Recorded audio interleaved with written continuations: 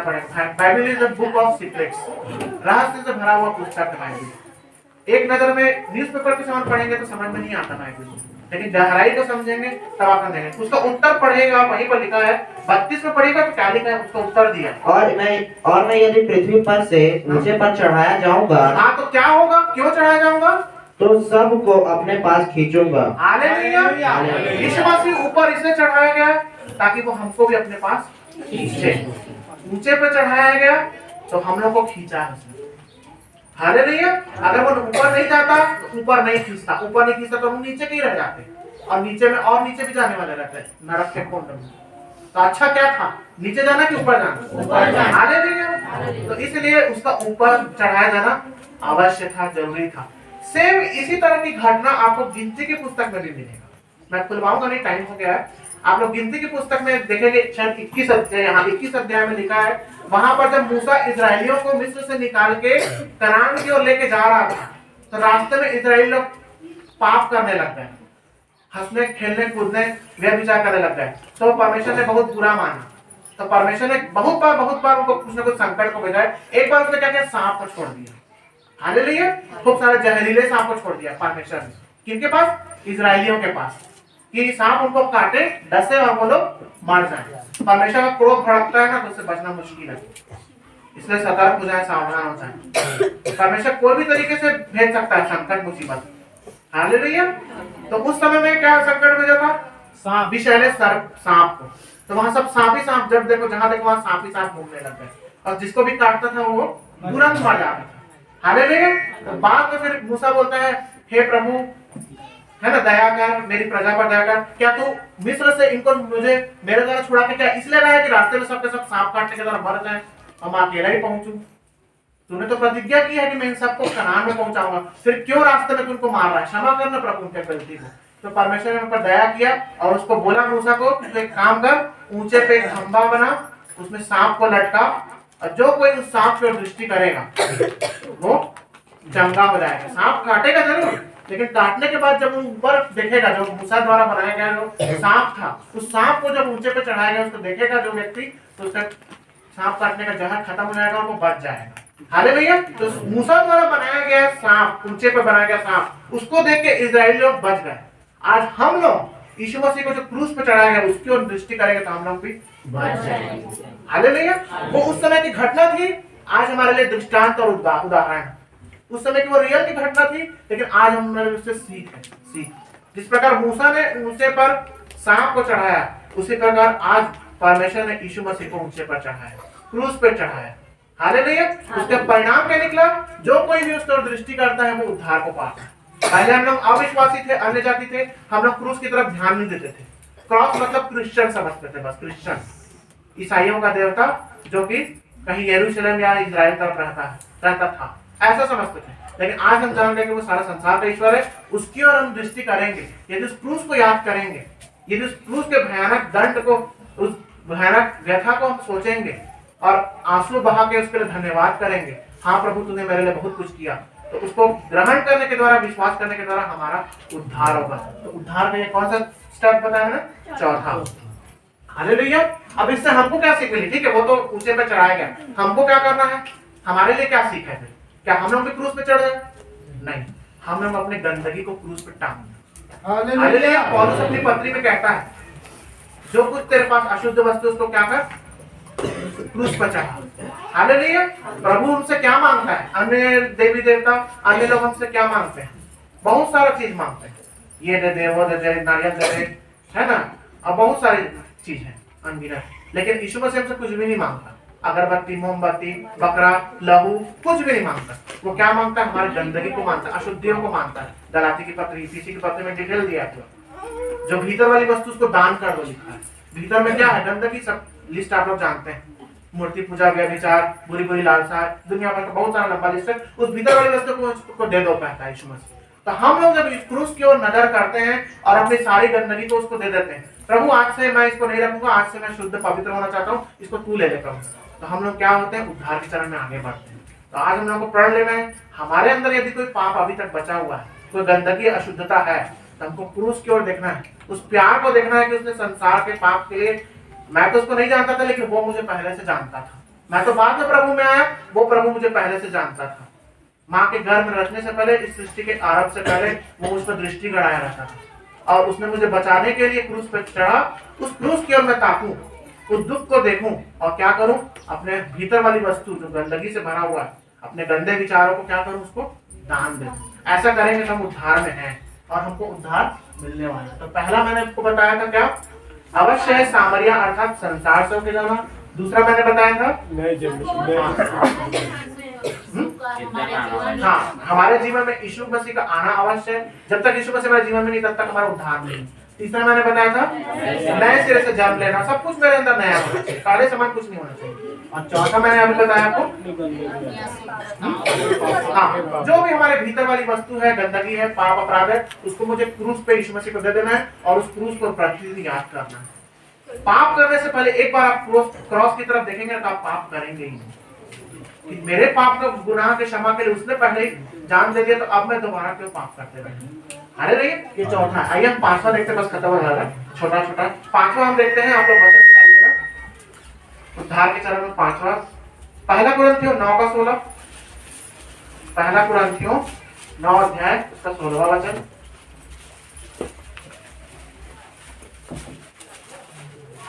यदि मैं सुसमाचार सुनाऊं तो मेरे लिए कुछ घमंड की बात नहीं, क्योंकि यह तो मेरे लिए अवश्य है। देखिए यहाँ पर 3 शब्द है, अवश्य है। तो अगला जो है ना, अगला जो है पांचवा, वो है सुसमाचार सुनाना। याद रखिए, यदि हम संसार में हैं, है ना, पहला मैंने बताया था क्या चीज, संसार से होकर जाना अवश्य है। दूसरा मैंने बताया था हाँ, मसीह हमारे जीवन में आना अवश्य है और है ना, नया जन्म बना, नए से जन्म और हाँ, क्रूस पे चढ़ना अवश्य है। और अभी हम क्या पढ़ रहे हैं, सुसमाचार सुनाना। याद रखिए, यदि मेरे जीवन में, यदि हमारे जीवन में हम संसार में रहते हैं, अच्छी बात है। हम हमारे अंदर मसीह है, वो भी अच्छी बात है। हम नए सिरे से जन्म ले लिए, वो भी अच्छी बात है। भीतर वाले वस्तु को दान दे दी, वो भी अच्छी बात है। ये 4 चीज तो है, लेकिन अभी तक मैं सुसमाचार नहीं सुना रहा हूं ना, तो भी हम उद्धार के चरण में नहीं है, उद्धार नहीं पहुंच पा रहे हैं। याद रखिए, हालेलुया। सुसमाचार सुनाना बहुत जरूरी है। हमको टटोला है क्या मैं आज सुसमाचार सुनाता हूँ कि नहीं, लोगों को यीशु मसीह का शुभ संदेश बताता हूँ कि नहीं, लोगों को यीशु मसीह के बारे में बताता हूँ कि नहीं। यदि बताता हूँ तब तो मैं उद्धार के चरण में हूँ, उद्धार के रास्ते में हूँ, मैं पहुंचने वाला उद्धार तक। लेकिन नहीं सब रहा सुसमाचार, बस अपने ही गीत गाता हूँ, अपने ही बस बाइबल पढ़ता हूँ, अपने ही चर्च आता हूँ और लोगों को यीशु मसीह के बारे में नहीं बताता, डर के मारे। ये बाबा मुझे कहीं ईसाई मत बोल दे, ये बाबा मुझे समाज से मत निकाल दे, कहीं जॉब से मत निकाल दे, ऐसे डर के बारे में रहता हूँ। तो याद रखिए, आपका उद्धार निश्चित नहीं है। डाउट है, डाउट, क्वेश्चन मार्क है, पता नहीं आप पहुंचेंगे किस पर। हमको क्या करना है, अवश्य है सुसमाचार सुनाओ। पौलुस अपनी पत्री में कहता है, मेरे लिए कोई घमंड की बात नहीं कि यीशु मसीह को मैं मानता हूँ या यीशु मसीह मुझे जानता है। बड़ी बात यह है, अवश्य है कि मैं क्या करता रहूं, जब तक जीवित हूं सुसमाचार सुनाता रहूं। प्रभु यीशु मसीह के 12 चेले सुसमाचार सुनाते सुनाते शहीद हो गए। हालेलुया। उन्होंने अपने प्राण को तुच्छ जाना। हालेलुया। अगर हम तुच्छ नहीं जानते तो आज विश्व में ना इतने क्रिश्चियन कंट्री नहीं होते। मैं बताया ना, विश्व का अगर आप भूगोल देखें तो ज्यादा मैक्सिमम कंट्री जो है वो मसीहत को मानता है, अधिकांश देश। पौलुस ने तो पूरे यूरोप को विश्व भर में, पूरा मानचित्र में यीशु मसीह का देश बना दिया। 12 चेले अलग अलग जगह गए और वहां हर जगह सुसमाचार पहुंचा। हमारे भारत में भी थोमा ने आके सुसमाचार सुना। यदि वो डरता तो आज भारत में भी हम लोग नहीं जानते रहते यीशु मसीह को। आगे रहिए। तो कहने का मतलब अवश्य हमारे लिए क्या चीज करना, सुसमाचार। आज से हम प्रण लेके मैं सुसमाचार सुनाऊंगा।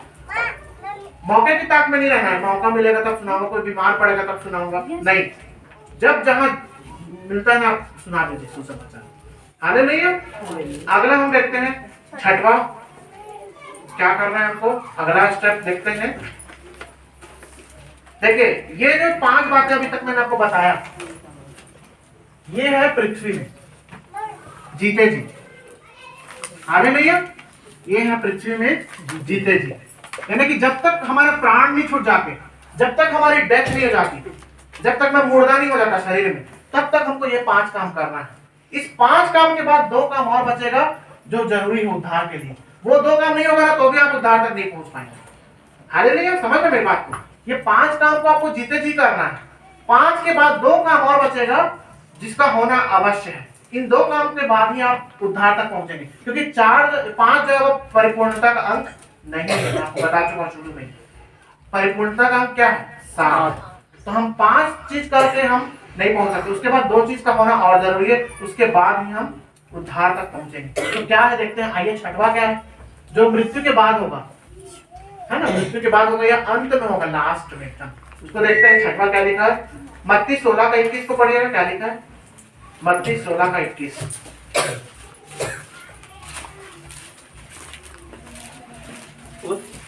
उस समय से यीशु अपने चेलों को बताने लगा, अवश्य है, देखिए यहाँ पर आया ना शब्द अवश्य है। हाँ, क्या अवश्य है?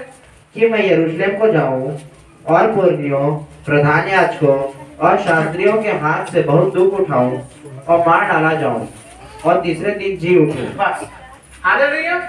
ये अंतिम बात, जी उठना। हालेलुया। अवश्य है, यीशु मसीह कह रहा है अवश्य है कि मैं यरूशलेम को जाऊं। आज के जमाने में यरूशलेम क्या है? वो तो ठीक है, वहां पर स्थान का नाम, लेकिन आज क्या है? यरूशलेम का अर्थ क्या होता है वैसे? यरू प्लस शलेम, मतलब शांति का घर, स्थान। हालेलुया। तो आज शांति का स्थान कहाँ है? नहीं, यहाँ पृथ्वी में, वो तो ठीक है, वो तो परमानेंट कलीसिया। अवश्य यरूशलेम को जाऊं। आज के जीवन में आप लोग लिख लीजिए, अवश्य चर्च जाऊं, कलीसिया जाऊं। कलीसिया नहीं जाते मतलब आप लोग अभी तक 6वें स्टेप में नहीं आए थे। बस सिर्फ संसार में रहते हैं, नया जन्म पा लिए हैं, भीतर वाली वस्तु को दान कर दिए, सुसमाचार भी सुना रहे, लेकिन संडे संडे को नहीं आ रहे, गैप कर करके आते हैं, 4-5 महीने में एक आध बार दर्शन दे रहे हैं, तो भी आप नहीं है फिर अभी तक चरण में पूरे नहीं आ पाए अभी तक, उद्धार के चरण में। अवश्य है, वहां पर लिखता है कि मैं यरूशलेम को जाऊं। यीशु मसीह यरूशलेम को अवश्य गया, आज हमको कलीसिया में आना अवश्य है। बिल्कुल गैप मत कीजिए, कोई बहाना नहीं, कोई दुनिया भर का काम काज नहीं, मेरे को आना है मतलब आना है। हालेलुया। तो वहां पर यीशु मसीह कहता है अवश्य मैं यरूशलेम का हूं, हमारे लिए अवश्य है कि हम कलीसिया है। और उसके बाद एक और चीज लिखा है, अवश्य है कलीसिया का हूं, सिर्फ कलीसिया नहीं, और पुरनियों शास्त्रियों के क्या लिखा है के हाथ से बहुत दुख उठाओ। दुख उठाना जरूरी है। आप लोग दुख उठाते हैं कि नहीं उठाते हैं? कि डर के मारे रहते हैं? याद रखिए, यीशु मसीह में जितना आप आगे बढ़ेंगे ना, दुख बढ़ता जाएगा, कम नहीं होगा। इस गलतफहमी में कभी मत रहिएगा कि यीशु मसीह आने के बाद सारे दुख दूर हो जाते हैं, दुख का हरता है यीशु मसीह। ऐसा सोच के आए तो आप गलतफहमी में आए। जितना आप यीशु मसीह में आगे बढ़ेंगे उतना ज्यादा दुख मिलेगा, याद रखिएगा। क्या यीशु मसीह दुख में नहीं क्रॉस किया? क्या दुख को नहीं सहा? क्या उसके जीवन में दुख नहीं आया? बहुत दुख आया। यीशु मसीह के जन्म से उसका दुख चालू था। न उसको जगह मिली जन्म लेने के लिए, न उसको रहने के लिए बैतलहम जगह मिला, उसको मिस्र में जाके कुछ दिन रहना पड़ा, और वापस भी आया तो जहां जहां उपदेश देता था वहां लोग पथरवाह कर देते थे कि कैसे अपने आपको परमेश्वर का पुत्र कहता है। चिढ़ के मारे अंत में उसका नाश ही करने का प्लान बना और क्रूस पे चढ़ा दिया। तो याद रखिए, मसीही जीवन की यात्रा क्रूस की यात्रा है। हम लोग भी क्रूस की यात्रा में ही है, याद रखिए। हो सकता है क्रूस के समान जैसे उसको मरना पड़ा वैसे हो सकता है, मैं नहीं कहता गारंटी, लेकिन किसी को मरना भी पड़ सकता है।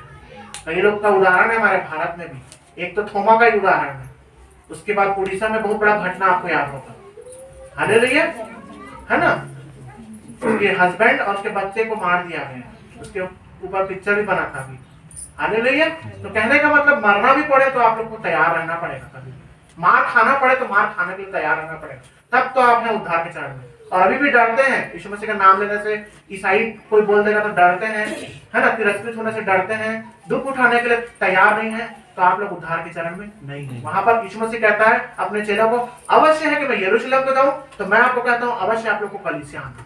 वहां पर यीशु मसीह कहता है अवश्य है कि मैं दुख उठाऊं, आप लोग के लिए भी अवश्य है कि आप लोग दुख उठाइए।